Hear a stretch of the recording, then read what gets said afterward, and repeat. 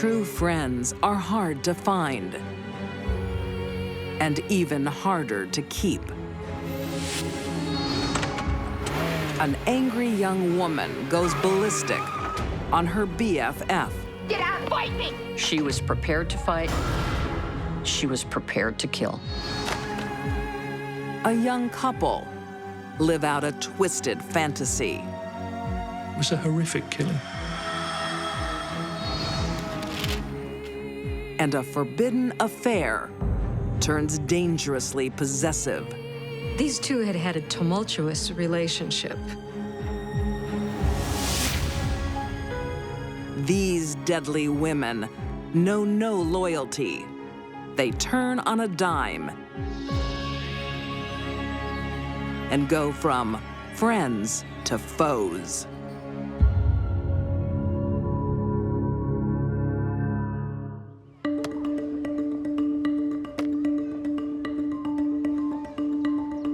Eighteen-year-old high school all-star Molly Martell has a deadly aim and looks to match. She was an outstanding athlete in softball. Excellent, excellent, excellent. She's on the state team. Colleges are coming to watch her. Colleges are screaming for her to come play for them. Manchester, New Hampshire has high hopes for its hometown girl. Hey, Molly, I believe this is yours. What's this? It's another scholarship offer. Great college. Molly had a lot going for her. She was doing well in school, athletic, her coaches loved her. Molly, this is your ticket to a great future. Thanks. But for many teenagers, distractions are everywhere.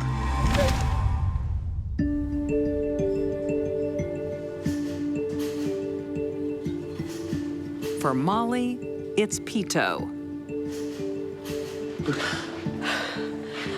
Hey, how are you? Instead of the field of dreams, Molly ends up in a donut joint. Are you trying to get me sacked? These are delicious. Here was a sports star, beautiful girl all the boys wanted in high school, now working at a donut shop. Molly and her boyfriend are close to another couple, Stephanie Campbell and her lover, Anthony. Stephanie was an attractive girl, very attractive. Hello! She lived with Anthony, and they had a couple of sons. Hello! Stop playing with your food and just eat. Bye. Can you get that? It'll be Molly. And they were together a dozen years. She's committed to a relationship. Guys. Hi, this is Steve. Who is that? Steve. Oh, he's cute. Hey, Steph. Hi, he's the long tail. So good to see you. Thank you so much for coming. No, no problem. When Molly and Stephanie met, they became fast friends. How can I help? Molly loves to give a helping hand. Bye. Molly would drive Stephanie's kids to school for her. Thank you so much for this. What do you think? You're the best. If your girlfriend is driving your kids to school for you, you really love that friend and you trust that friend with your life. And the trust works both ways. Oh my God, Molly, come in.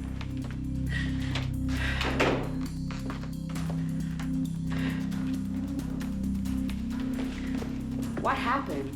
Who did this to you? Pito. We were arguing. He went crazy. When her boyfriend turns violent, Molly turns to Stephanie. You have to go to the police. Why do men always hurt me? The abuse dredges up haunting memories for Molly. It's all right. There's a deep, dark secret inside of her. And it's really destroying her emotionally. At 14, she was sexually abused by her father. What does this do to a young girl? Scars her for life. Molly files charges, and Pito is jailed for assault. He gets out of jail. What does she do? She takes him back. The fact that Molly went back with Pito, who assaulted her, doesn't surprise me at all. She started being assaulted at an early age by a man. For her, that's normal. She chose the devil's highway.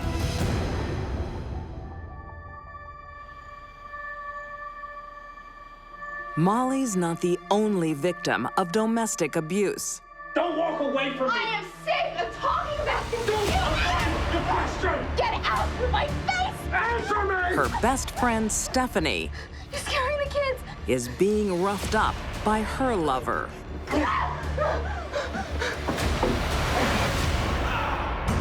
As it turns out, Anthony is not this picture-perfect guy. He's charged with hitting her and even doing violence against one of her sons.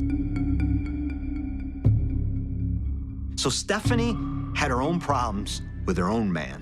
Molly.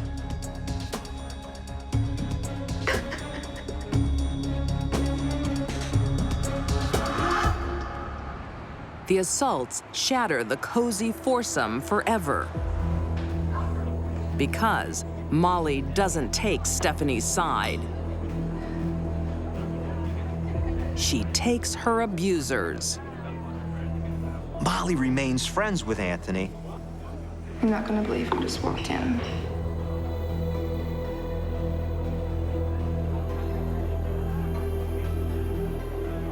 Can't believe it. And this really, really ticks off Stephanie.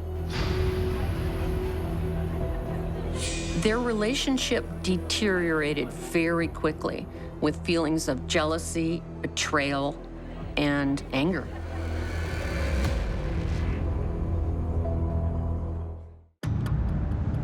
Manchester, New Hampshire, 2010. Close friends Molly Martell and Stephanie Campbell have fallen out because Molly's sided with her best friend's ex. Hello? Hey, buddy, I'm here. Okay, I'll come down. Who's that? Dad, he's downstairs. The situation wasn't made any better when Molly started doing motherly things with Stephanie's kids. This just inflamed Stephanie. She really can't stand it. I know what's going on and I'm going to tell your boyfriend. What did you say? I know you're sleeping with him. Stephanie thought that they were probably having an affair. I've got a boyfriend. Yeah, and I'll make sure he knows that you're cheating. Whether Molly and Anthony were actually intimately involved, there's no confirmation of that. You come down here and let's settle this right now. Fine. But Stephanie believed they were. She was very jealous.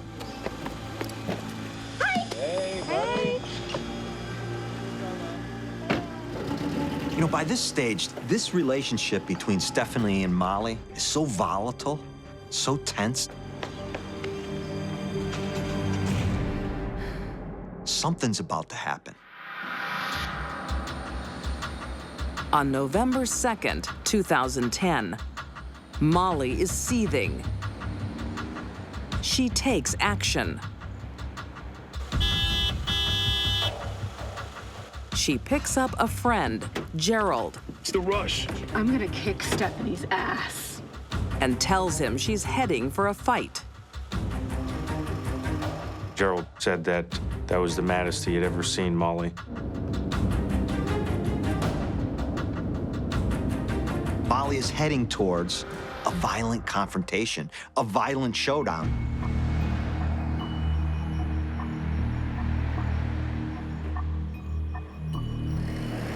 She pulls up to Stephanie's apartment. She calls Stephanie. Still want to fight, girl? Come downstairs now. She revs that engine.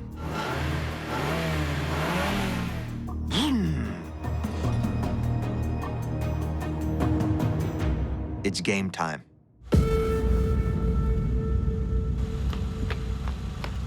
Stephanie then told her neighbor, "Don't worry about it. I got this," and walked out downstairs to the street.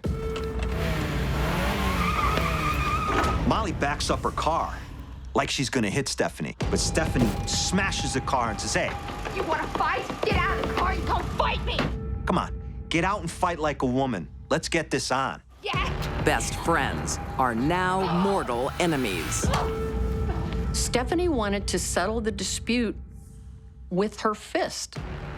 She got more than she bargained for. She's carrying a weapon. It wasn't just going to be a regular fist fight between the two.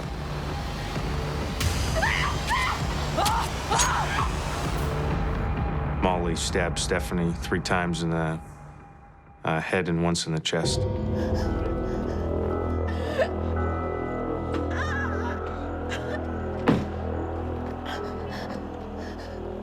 Stephanie had like a Z on her forehead where she was cut.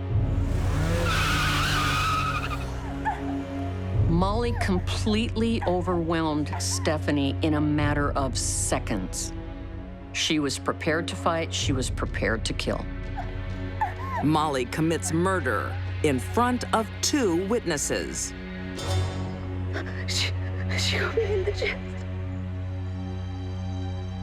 She was stabbed in the lung, and the pulmonary artery was also severed. It's a horrible, horrible, painful way to go.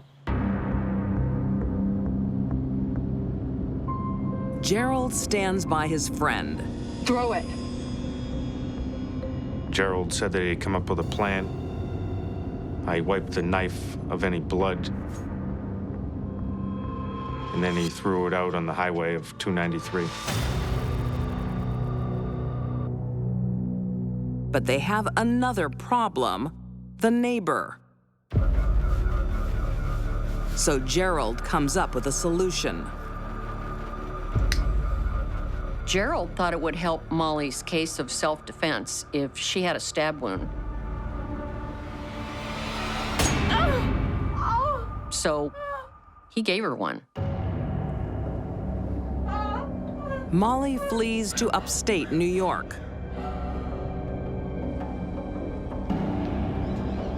But the police soon track her down. They located her vehicle at the hotel in New York, and she was later arrested. Molly claims it's an act of self-defense. But with 2 key witnesses, her story falls apart. Her friend, Gerald, turns on her. When things got tough, he told the police everything and testified against Molly. In 2011, under New Hampshire law, Molly Martell is convicted of 2 counts of second-degree murder. She is sentenced to 20 to 40 years behind bars and is eligible for parole in 2030. For some, this is a friendship gone wrong. For others, it's about something deeper. She was a walking powder keg, a ticking time bomb, because that rage, that anger in there from childhood, from the sexual abuse. For the majority of women serving time in prison for murder, there's an older, abusive adult male in their past that helped them get there. Molly Martell is one of them.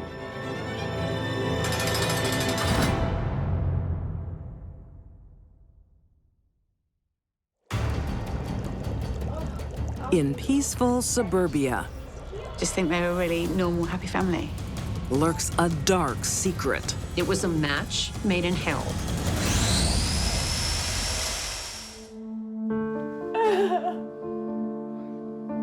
It's the moment every parent fears. 16-year-old Becky Watts is missing from her home in Bristol, England. It's totally out of character. She's not a teenager who wanders far. She was very shy. She wouldn't go off on her own.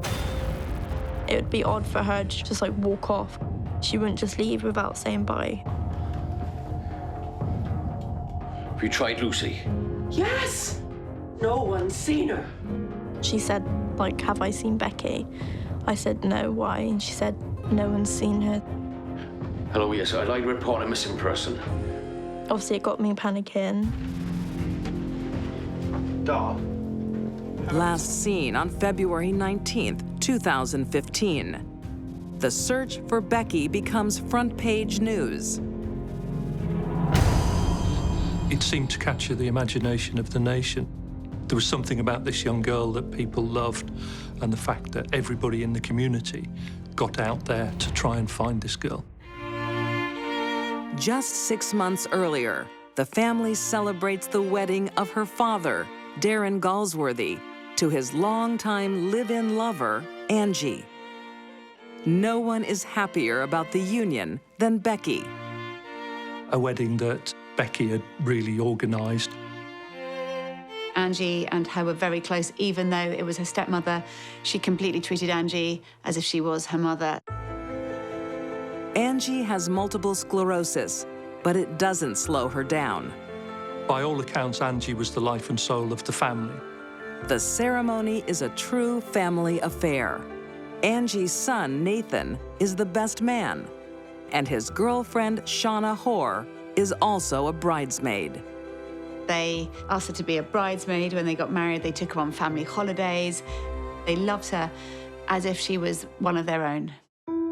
Belonging to a family is something Shauna missed out on as a child. Shauna had been in and out of foster care, about 6 different homes. I'm so happy for you guys. We're so happy you could be here. We're one big family now. They were a really normal, happy family. But the blended family isn't always picture perfect.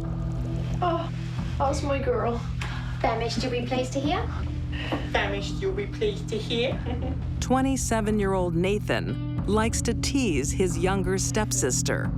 Leave her alone. Sorry, Becky. I forgot you were such a sensitive little petal. Nate? Nathan was inherently jealous of Becky. He said horrible things to her when they were alone, but she didn't tell her parents. What's wrong with you, boy? You know she's just a kid. Perhaps she was afraid they'd be disappointed in Nathan. They would be, if they knew what Nathan and Shauna get up to in their apartment.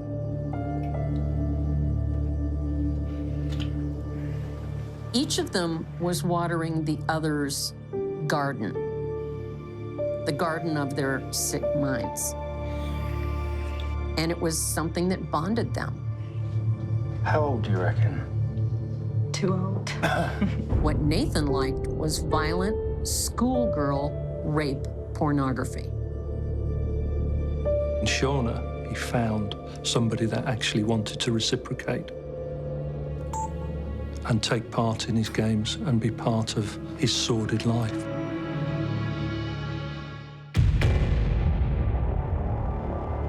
Their desires will soon take them to an even darker place. He had joked about kidnapping a schoolgirl. These two were seriously looking at abducting, possibly getting a girl off the street and involving that girl in their sexual practices. I think it's safe to say Nathan was Shauna's first real love. And teenage love is very powerful. She would do anything he wanted.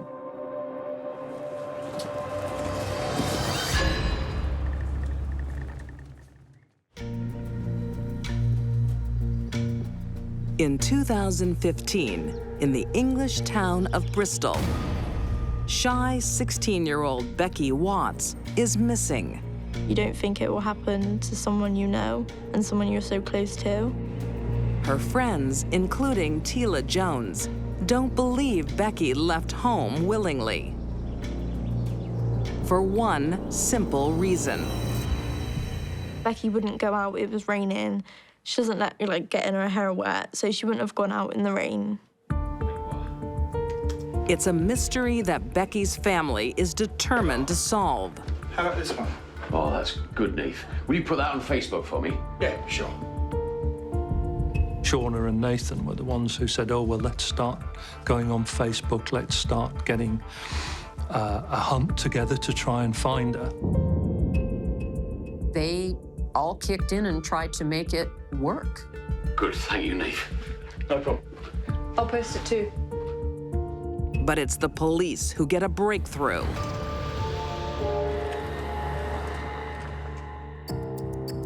Outside Becky's bedroom, they find bloody fingerprints. And that, I think, was what made them think, hang on a minute, this girl has been killed inside this house. The fingerprints don't belong to a stranger, but her stepbrother, Nathan. His fingerprints were found in her blood just on the doorframe in the hall outside her bedroom. The police then discover disturbing text messages Shauna's sent Nathan. She sent Nathan a text along the lines of, I'm going to kidnap this girl and bring her home for you, laugh out loud. Shauna was really calm and collected and just not displaying any emotion. I had nothing to do with it. And always denied any involvement with any of it.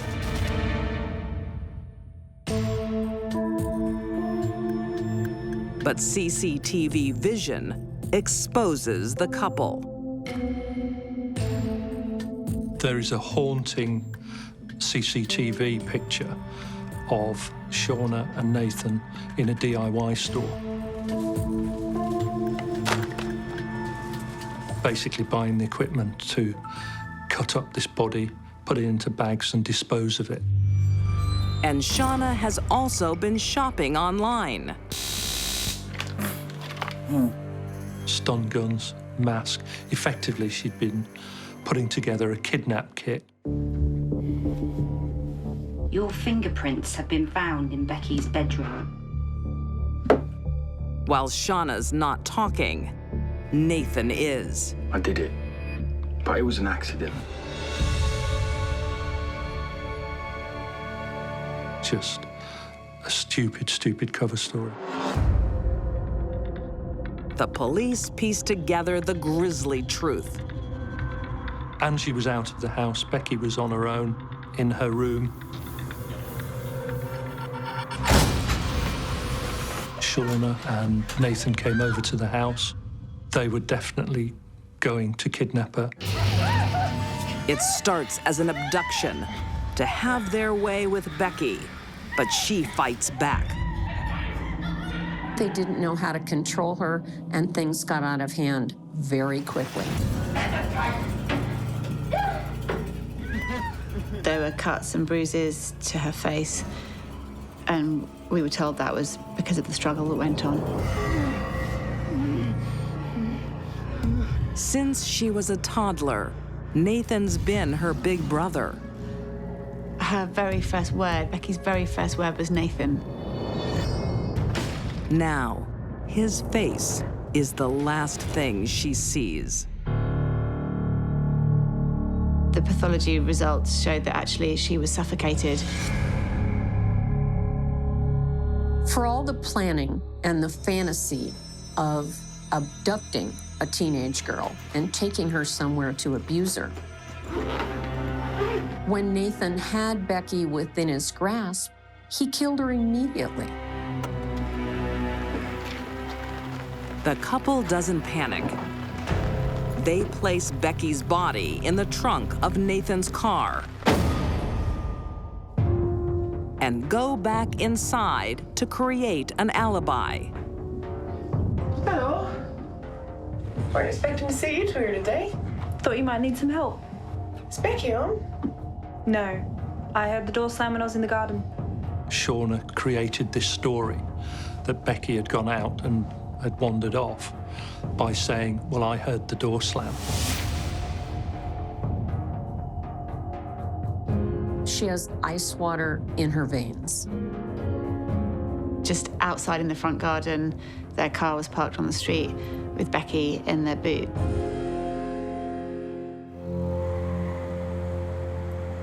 That night, they take Becky's body back to their apartment.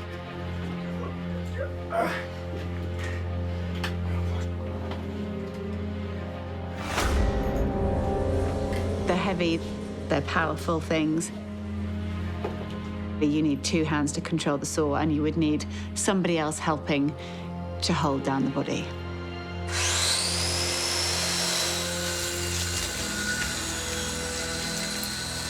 It wasn't necessary.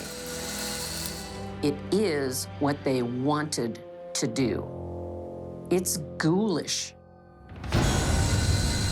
After he'd dismembered her, he then moved it to a friend's garden shed.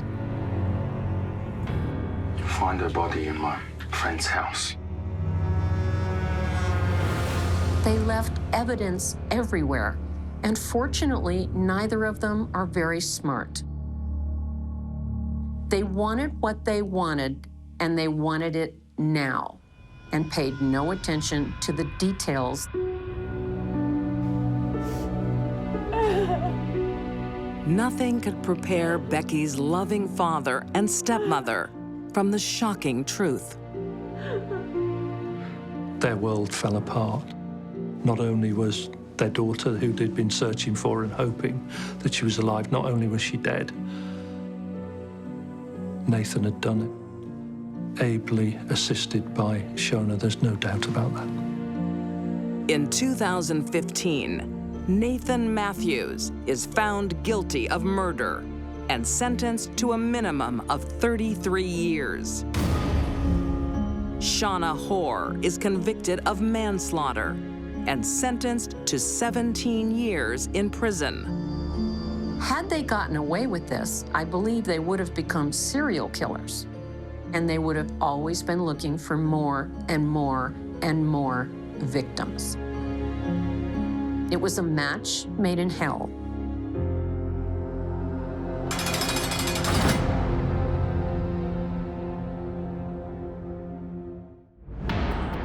Desire can be overwhelming. You can't really fight your nature. And loss of control. She began to feel like a sex slave. Can feel like drowning. She just wanted everything to stop. Cleveland, Ohio, 1952. It's right here in the big book. The Bible tells us not to be tempted by Satan's liquor. 24-year-old Betty Butler is a God-fearing woman. She was married, had 2 children. Her husband was a minister. He makes the wrong thing seem attractive, so you'll be tempted. Betty's early adulthood seemed to be what most young women of that era wanted. Because she was the wife of a minister, No playing in the church. she was expected to behave in a certain way. Say goodbye to class. She'd be expected to perform certain functions in terms of the church. To the outside world, Betty is the perfect wife.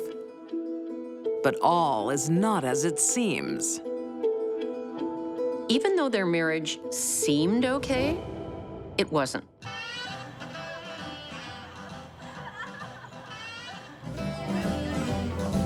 Betty has secret desires.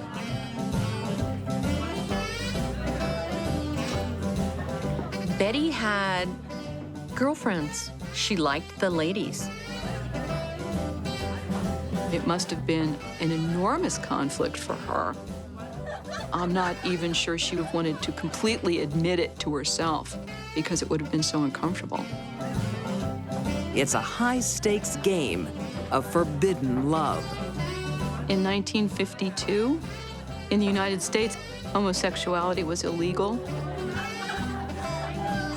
It was considered to be a mental defect or disease.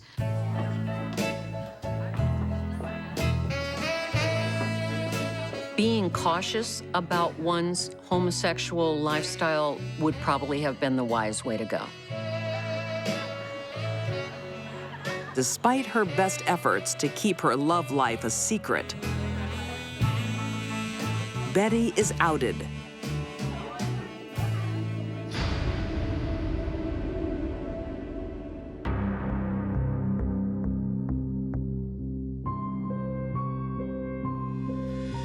If you think about 1950 in the Midwest, in Cleveland, minister's wife being involved in lesbian activity, that's just astonishing. It's a very serious sin, a wicked sin. Your secret is safe with me. You know that. It's not me, Reverend. It's your wife.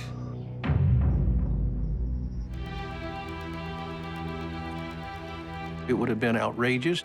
It would be insulting to him and his sense of religion. What's wrong? You have brought the wrath of God into our house. Go and play in your room for a little. You will go to hell for what you have done. God would never forgive you. I want you out of this house. No! And what about the children? You don't deserve to be a mother. Yeah. It would have just been the end of the world, certainly the end of a marriage, it would seem.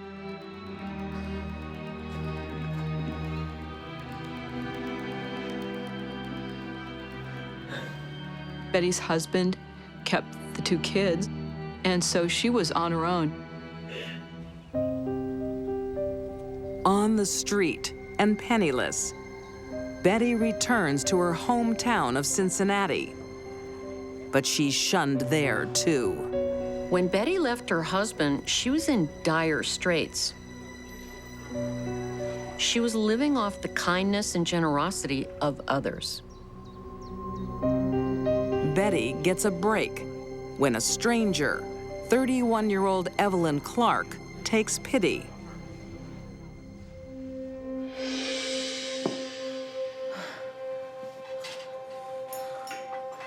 Evelyn was married, and she had a couple of kids. And she was in a little better financial situation. She had a job. You should come live with us. Us? My family. I'm sure we can work out an arrangement.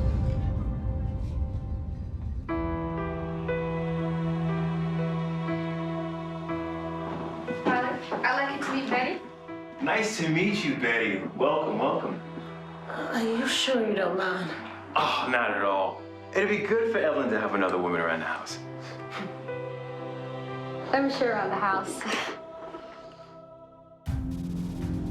Female company is exactly what Evelyn is looking for. And she's prepared to pay.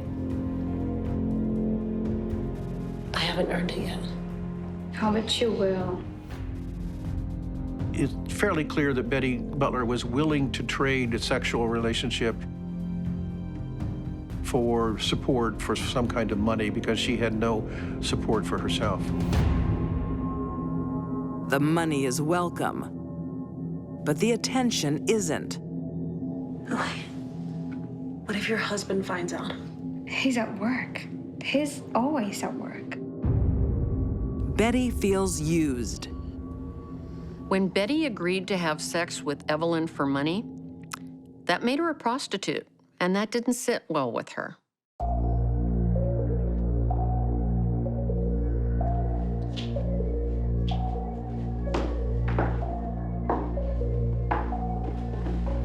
Don't do that. I'm not your sex slave. It's not like that, Betty. I love you. No, you don't. Betty had to have been absolutely taken by surprise. I don't think she had any idea that Evelyn had fallen in love with her until Evelyn announced it. I do. I love you so much. Betty is in over her head. I think Betty just wanted to run. Where are you going? Away from here.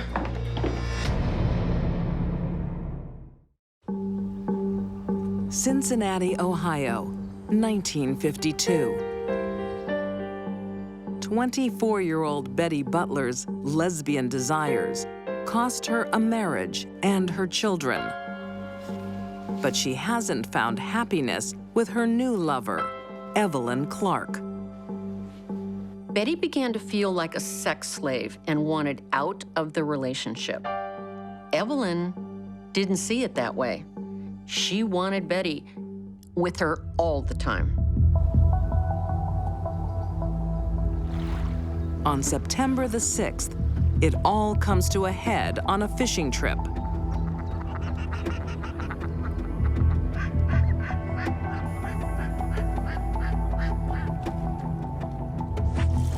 It seems a little strange that Betty Butler was willing to go out with Evelyn Clark, but they were with this other person and they were just fishing, and it might have been a chance for her to do something and actually get something to eat that way. Out on the lake, there's nowhere to go. Touch me. And a drunk Evelyn takes advantage. Come on, let's go somewhere private. The bush is over there. She's pushed her luck with Betty one too many times. The way Betty saw things, there was only one way to get away from Evelyn's attempts to become her sex slave again. Betty finally just reaches a breaking point. Hey! Hey! She just wants her to stop. Just leave me alone. Leave me alone. Get off it! What's wrong with you? Get out there! Get over there! Sit over there! Don't you move! Their friend Deezy steps in just in time. What the hell's going on here? Fish! Deezy at this point is like, I need to be rid of the two of you as quickly as possible. And he rows them to the shore.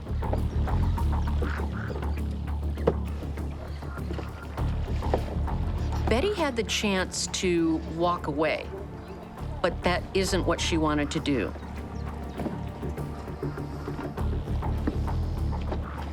She wanted to put an end to the relationship forever. There's only one way to do that.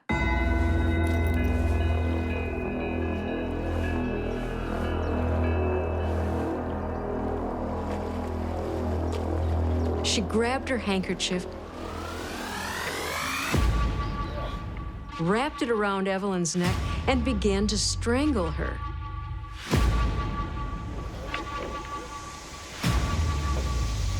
But strangling someone isn't as easy as Betty thinks.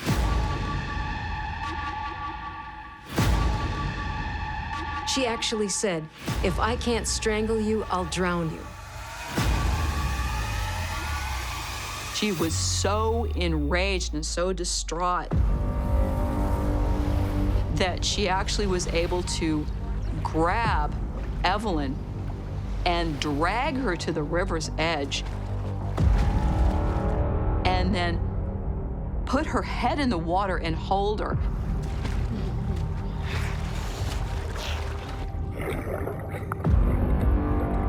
It's an impossible position for Evelyn.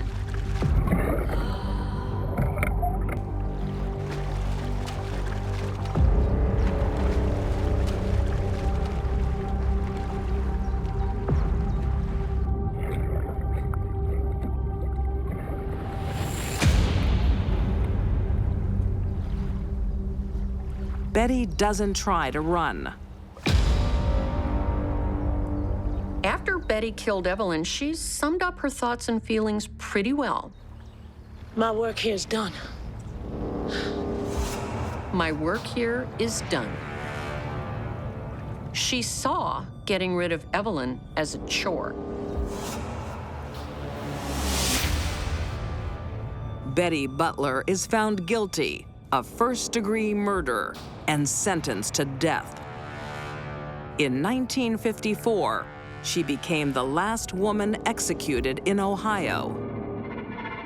Betty must have felt like she was just being suffocated.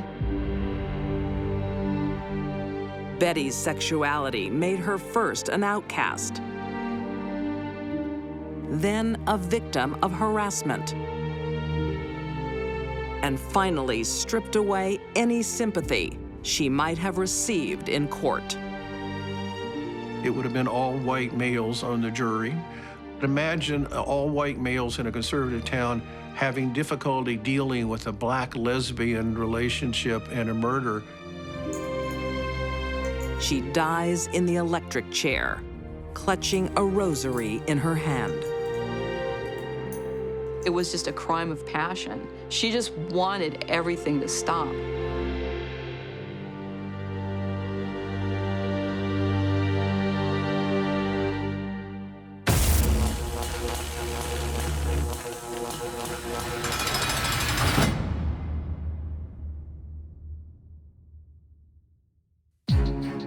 These deadly women knew their victims well. Molly Martell betrayed her best friend's trust. Shauna Hoare lived out her sick fantasy. And Betty Butler ended her forbidden affair permanently. They showed their true colors when they went from friends to foes.